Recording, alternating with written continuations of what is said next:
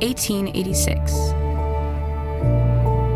When the world asked for faster horses, we invented a new class. And we didn't stop there.